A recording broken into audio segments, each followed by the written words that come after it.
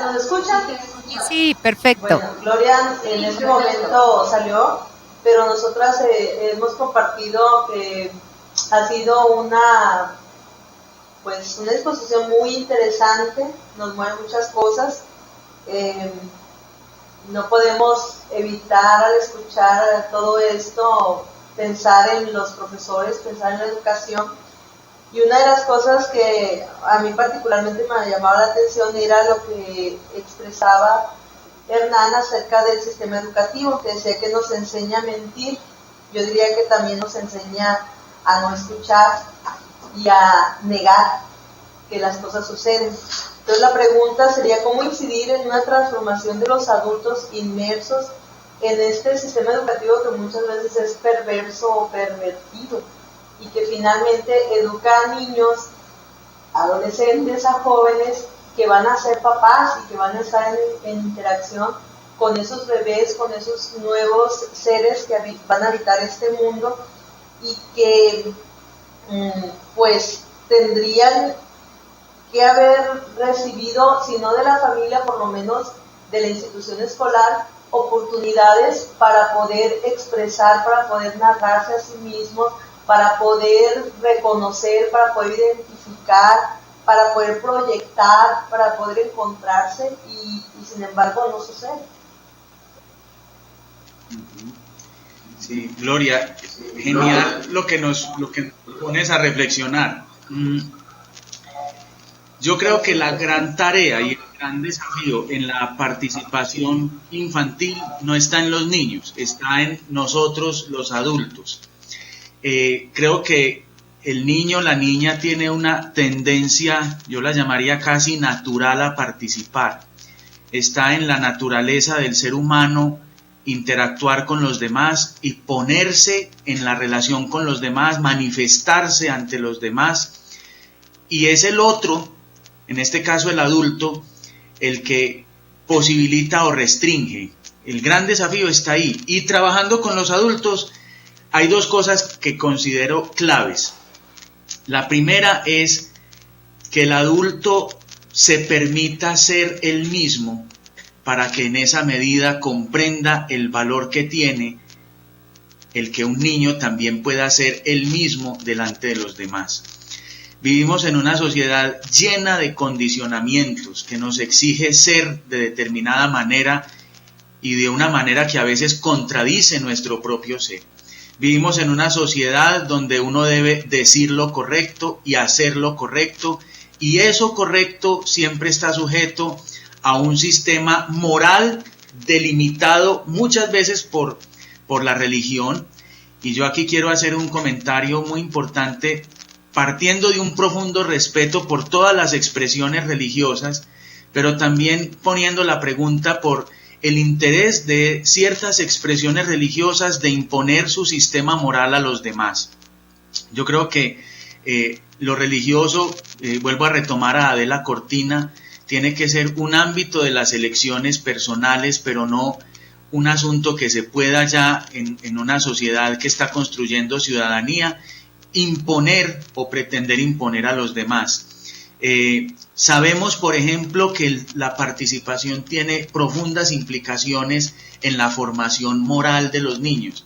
Y aclaro que la moral no es un asunto que le pertenezca a una religión. La formación moral es parte de ese proceso de desarrollo humano que nos permite orientarnos hacia la bondad, orientarnos en relación con la norma de una manera pertinente y apropiada para la sociedad. Pero resulta que en esos sistemas morales a los que nosotros pertenecemos somos a veces negados nosotros mismos.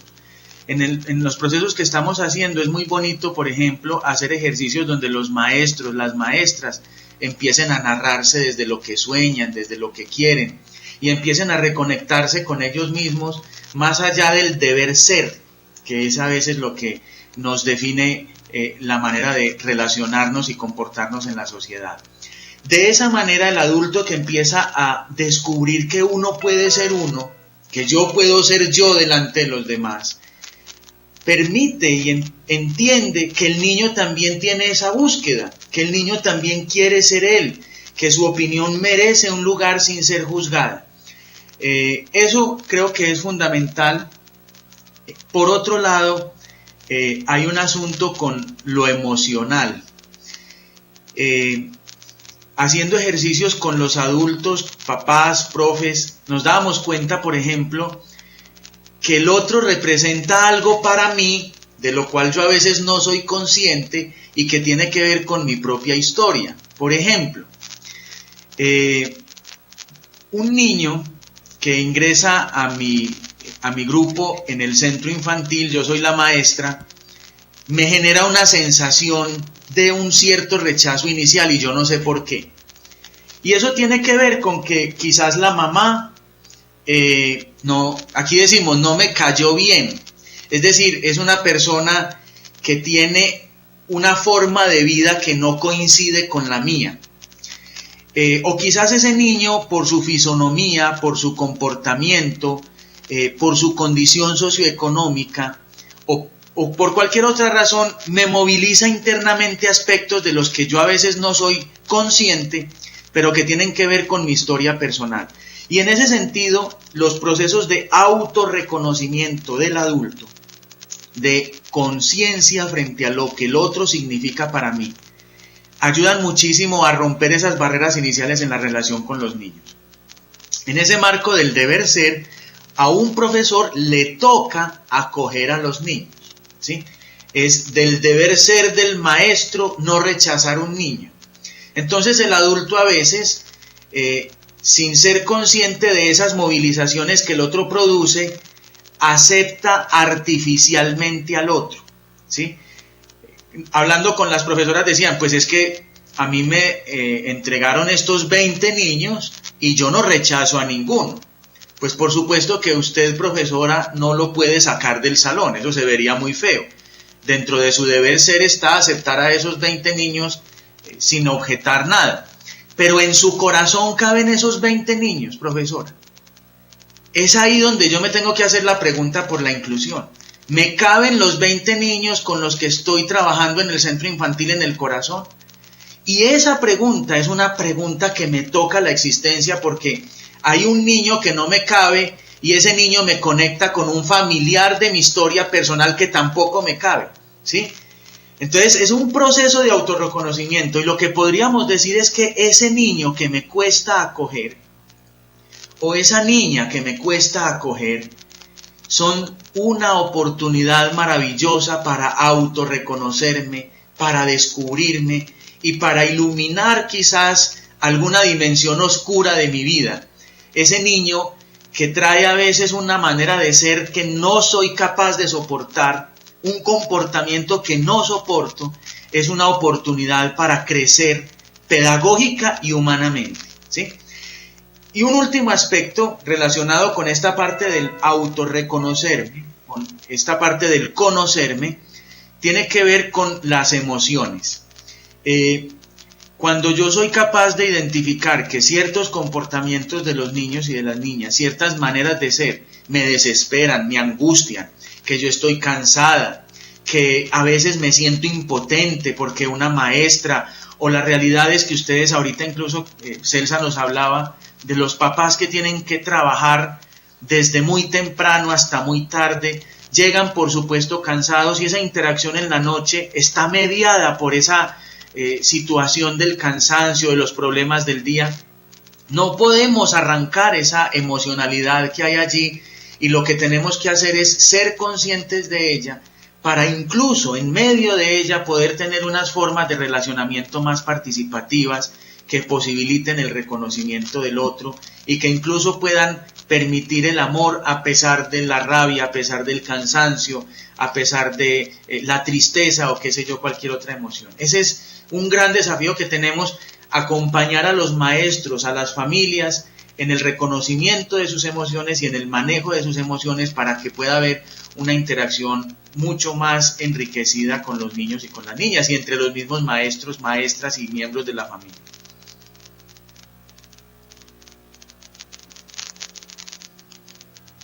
Bien, no sé, ¿quieres comentar algo allá?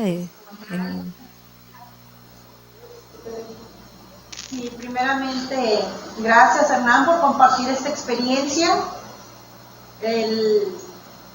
Uno de los aspectos que me llama mucho la atención es esa importancia que le han dado ustedes a la parte de los sentidos, porque un bebé, un ser humano, tiene muchos lenguajes, muchas formas de expresar sus gustos y sus necesidades principalmente.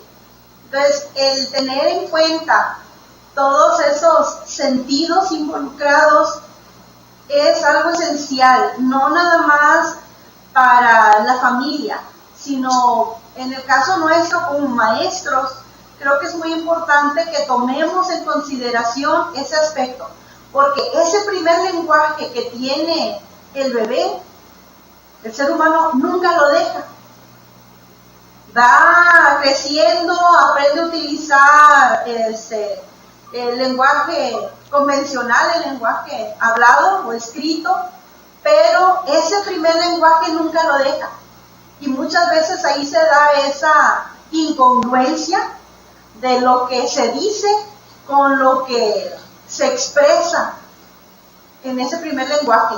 Entonces, una de las situaciones esenciales de todo maestro es que pudiera reconocer esos sujetos, esos niños con los que está trabajando, para que pueda comprenderlos, entenderlos y de esa manera poder apoyarlos de acuerdo a sus necesidades. Y ahí pudiéramos hablar de poder incluir a todos nuestros alumnos de acuerdo a las necesidades que presenten. Después de ese trabajo que tú presentas, a mí me asalta una duda. ¿Qué más se ha estado haciendo en ese trabajo? ¿Están dándole continuidad? ¿Qué planes tienen a futuro con ello? Aparte de compartirlo tú en esta conferencia, ¿han buscado algún otro mecanismo de compartir esta idea y por qué no llevarla a su práctica en otros lugares, en otras instituciones? ¿Qué respuesta encontraron ustedes de esas personas a las que investigaron? Bueno, me vienen muchas dudas, pero sí, por la circunstancia de videoconferencia, me gustaría escucharte en algunos de estos planteamientos que te he hecho. Y gracias. Bueno, a ti, Gloria, ¿cierto? Bueno, pues yo me centraría especialmente en lo que tú nos planteas de qué más se está haciendo y el interés por darle continuidad a este proceso. Yo les cuento que Medellín es parte de las ciudades que integran la red de ciudades por los niños y niñas que ha planteado pues el profesor Francesco Tonucci. Él ha estado incluso 2 veces aquí en la ciudad y hace poco tuvimos la oportunidad de conversar con él. La ciudad tiene un acuerdo municipal que se llama la Ciudad de los Niños y Niñas. Pues me imagino que ya varios conocerán todo el planteamiento del profesor Tonucci. En el marco de ese acuerdo y en el marco también de todas estas iniciativas que hemos estado adelantando, seguimos preguntándonos cómo promover como ciudad la participación de los niños y niñas.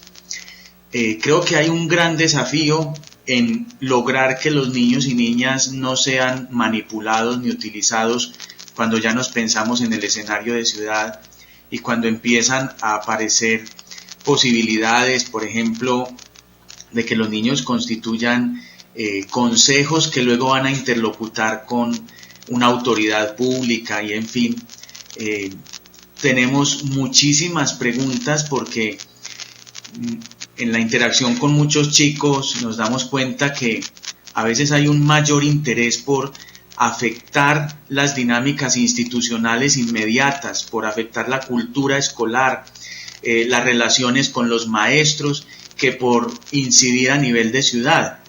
la propuesta, por ejemplo, de que los niños constituyan un consejo en la ciudad. Bueno, hay una parte que nos estamos preguntando si incluso en general los niños quieren ser escuchados por el alcalde. A veces es que tenemos también figuras políticas que están muy deslegitimadas. Entonces, tal vez los niños no quieran que el alcalde los escuche, prefieren que los escuche el rector. Lo que podríamos hacer como ciudad sería incidir sobre la política educativa, incidir sobre los modelos que tenemos para promover la participación en las instituciones educativas, incluso desde los centros infantiles. No tanto pensarnos los esquemas de participación desde modelos que son replicados de las formas de participación convencionales que tenemos los adultos. En este ámbito, ya como volviendo sobre el tema específico de participación en la primera infancia, pues les mencionaba en la presentación que con una organización que se llama la Fundación Mundo Mejor, estamos construyendo una propuesta con la participación de las familias, de las agentes y en interacción incluso con los mismos niños, casi sumergidos en esa cotidianidad. Yo espero que más o menos hacia el mes de septiembre podamos tener ya un avance significativo y que encontremos quizás de esta misma manera un escenario para compartirles lo que allí pudimos construir y para enriquecerlo además también desde sus perspectivas. Entonces, quizás por esa época podamos volver a conversar o cómo compartir eso que para esa época tenemos previsto ya poder empezar a compartir. Bien, gracias Hernán. Creo que había un chat es de Fernando, también de la Pedagógica Nacional de aquí de Ajusco, y dice: primero que nada, gracias Hernán, qué pena que no podamos hablar. Mi nombre es Fernando y además de ser profesor de la Pedagógica e investigador, estoy realizando mi investigación doctoral en la UNAM. Me llena de gusto escuchar otro colombiano preocupado por los vínculos afectivos primarios, pues 2 miembros de mi jurado son de la Javeriana y trabajamos desde la teoría del apego. Si quieres, mi proyecto doctoral explora a los cuidadores de guarderías como figuras importantes de apego. Pienso que si bien no es una panacea, tenemos intervenciones para favorecer e incrementar la sensibilidad de quien cuida, de saber leer y escuchar al bebé. Es interesante lo que hacen con biofeedback en Leiden, Holanda. Colombia ya era un ejemplo a seguir para mí como investigador. Ahora, no solo con la doctora Carbonelli Posada de la Javeriana, sino se une Hernán. Muchas gracias. La sensibilidad ha demostrado ser el mecanismo explicativo conector entre el apego del niño y el adulto. Eso de darle una voz al adulto es conocer sus modelos operativos internos y permitir que el niño tenga esta seguridad en la vida. Podemos incidir en el desarrollo de los niños vía la sensibilidad de quienes estamos al cuidado de ellos. Esperemos que a medida que el tiempo pase, nuestra sociedad, en su mayor parte organizada para hombres y padres, se ajuste a las necesidades de mujeres y madres y que se desarrollen costumbres sociales que guíen a los individuos en una conducta más sabia. Volvi.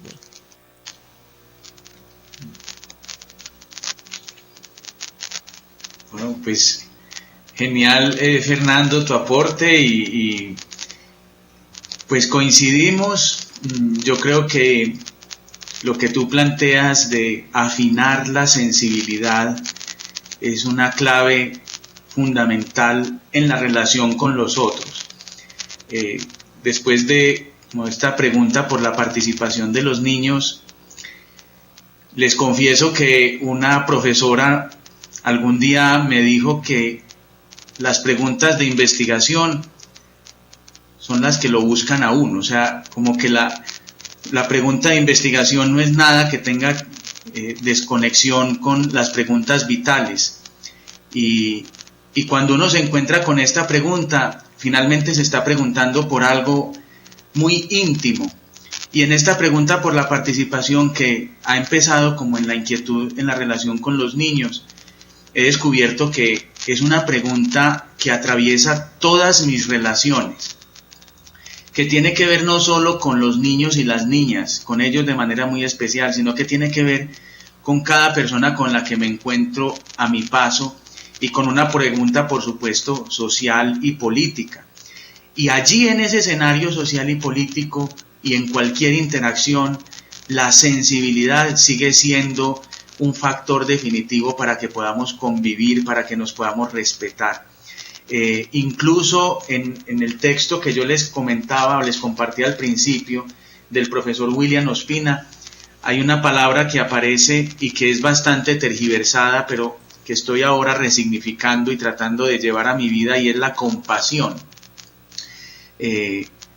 Ha sido entendida a veces en nuestra cultura latinoamericana como el sentimiento de lástima o de pesar por el otro, y creo que nada más preciso que la sensibilidad para entender este concepto de la compasión, y finalmente entender que el otro es parte de mí, que el otro me constituye, que lo que sucede con ese otro tiene que ver íntimamente conmigo, que la realidad que hemos construido y que nos separa finalmente es una percepción, pero que incluso cuando uno se pone a mirar un poco las teorías de física cuántica y esas nuevas perspectivas, nos hablan de una conexión profundamente estrecha entre unos y otros, de la cual no nos podemos abstraer.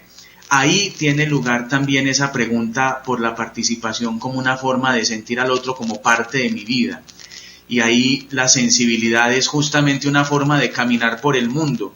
No es algo que uno activa cuando se encuentra con un niño, o algo que uno activa cuando pisa el jardín infantil o el centro infantil, sino una manera de ser, y es algo en lo que nos tenemos que entrenar, algo que tenemos que afinar todos los días. Entonces, Fernando, un gran abrazo y muchas gracias. Muchas gracias, Hernán. No sé si alguien más. Sí.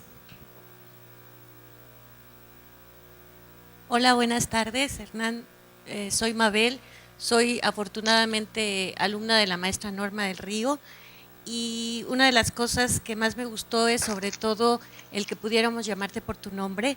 Creo que esa es la primera carta de identificación que tenemos, y que desafortunadamente los títulos nobiliarios y académicos nos olvidamos mucho del nombre. También te agradezco tu afición por Mafalda, creo que ya somos muchos los fans por ella, y coincido mucho en lo que es que hay que centrarnos en el niño, pero sin olvidarnos de la familia. Una de las partes que más me movió fue definitivamente acerca de los sistemas educativos, porque ya como lo dijiste tú, nos enseñan a mentir. Yo quisiera agregar que también hacemos una persecución a los niños. Dos compañeras y yo estamos haciendo un trabajo acerca de una técnica modificada que se está utilizando en algunas escuelas de México, de los tutores o monitores o shadows también, e incorporan a los padres de familia en la jornada diaria. No se les explica absolutamente nada, y mucho menos a los niños, y este estudio lo estamos realizando precisamente para saber qué consecuencias van a presentarse en esos niños que se están volviendo completamente invisibles ante la mirada del adulto. Te agradezco mucho recordarme lo del diario de la madre, porque a la fecha yo sigo conservando mis dos diarios, porque al igual que tú también soy, bueno, tú padre y yo madre, y ese diario considero que es algo así como la constatación de la buena o de la crianza humanizada o deshumanizada que tenemos. También te agradezco recordarnos un poquito acerca de Hannah Arendt, que desafortunadamente, a lo menos para mí, se me ha hecho un poquito difícil conseguir, aunque sé que hay mucha bibliografía de ella acerca de educación. Y sobre todo agradecerte este espacio y la facilidad que tenemos para acercarnos a tantos lugares, en especial a Colombia. Gracias. Abel, gracias a ti, gracias a ti. Y bueno, genial lo que están pensándose en relación con los tutores, con la vinculación de la familia y de los papás, mamás y demás adultos que integran el sistema familiar a la cotidianidad de las instituciones y demás. Yo creo que otra de las cosas claves es en una institución educativa, por ejemplo, o en un centro infantil, y es algo de lo que estamos también explorando en esta propuesta que estamos construyendo, nos estamos preguntando cómo lograr que las familias participen más, nos ayuden en el centro infantil a orientar conjuntamente los procesos, porque por lo general las familias siempre son invitadas solo para darles informes o del centro o del niño, o para pedirles algún tipo de recurso que hace falta, pero en ningún momento para construir decisiones con ellas. Eso creo que va empezando a construir unas nuevas dinámicas, porque finalmente el tema de la participación de los niños y de las niñas es un asunto intergeneracional. No es que ellos allá solos participen, sino cómo desde distintas estrategias fortalecemos vínculos y estrechamos el lazo que tenemos con ellos para construir conjuntamente procesos distintos en cualquiera de los ámbitos en donde estemos, familia, comunidad, barrio, institución, etcétera.